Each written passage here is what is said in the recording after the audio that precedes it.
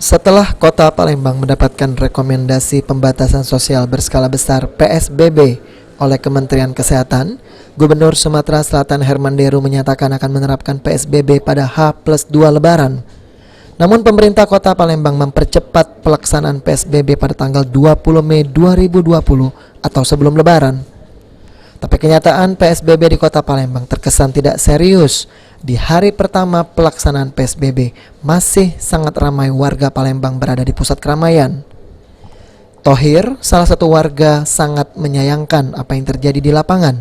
Ternyata beberapa pusat keramaian seperti pasar dan jalan masih ramai warga beraktivitas.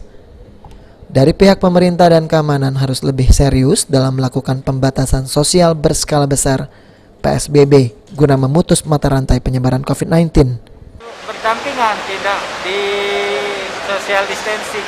Karena naik angkutan umum, ketek misalnya, kalau di Ampera masih dempet-dempet, tidak ada keseriusan untuk melakukan PSBB atau social distancingnya. Sudah juga keramaian juga memicu ya mas ya untuk gagalnya PSBB ya?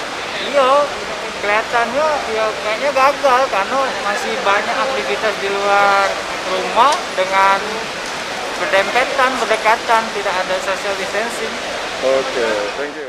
Pelaksanaan PSBB di Kota Palembang selain dibutuhkan ketegasan pemerintah, juga harus didukung oleh warga Palembang untuk tetap patuh terhadap protokol kesehatan. Mardiansyah, PAL TV.